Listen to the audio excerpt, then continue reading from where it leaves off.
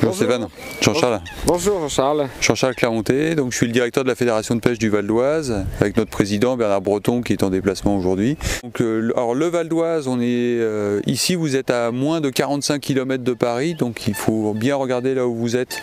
À 45 km, ce sont les embouteillages, la Tour Eiffel et compagnie, et ici on est vraiment sur un cadre exceptionnel.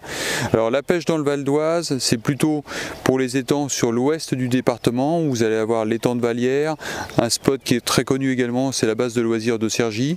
Qu'est-ce qu'on pêche ici là, Alors ici on va pêcher du blanc, apparemment il n'y a rien eu au bout, du blanc, de la carpe, du carnassier. Alors il faut savoir que sur cet étang là, pour nos amis pêcheurs de carnassier, la fédération autorise 12 journées dédiées aux flotte tubes. Enfin lorsque je dis dédiées, c'est que les flotte tubes vont avoir le droit de venir pêcher ici.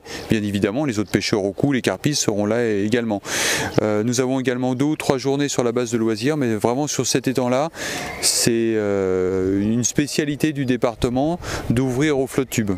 Je pense qu'il y a beaucoup de pêcheurs, notamment de la région parisienne, qui viennent profiter de cette ouverture pour le flotte tube.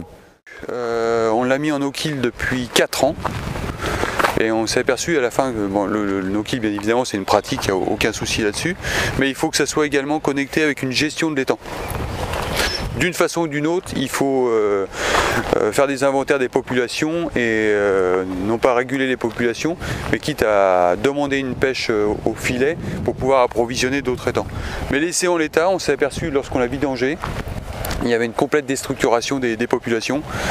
Beaucoup moins de blancs, les classes intermédiaires de blancs il n'y en avait plus. Et les brochets commençaient vraiment à être déstructurés même au niveau des populations, quoi. Et c'est le seul département où on organise d'une façon où il y a un calendrier pour le flotte tube. Cette année, de mémoire, il y a 14 journées de flotte tube pour nos amis pêcheurs au carnassier. Donc c'est quand même une exclusivité C'est des journées que vous leur consacrez? Tout à fait, il y a un planning de prévu avec des dates de prévu où ils peuvent venir pratiquer le flotte tube sans aucun problème, avec un règlement bien précis parce qu'on ne fait pas du flotte tube sans sécurité et sans conditions vis-à-vis d'eux, vis-à-vis des autres pêcheurs, vis-à-vis des autres pratiques, mais ils savent très bien qu'ils peuvent venir sans aucun problème. Bien, écoutez, merci d'être venus et j'attends tous les pêcheurs du département et puis de tous les départements égaux pour venir découvrir l'étang de Santeuil.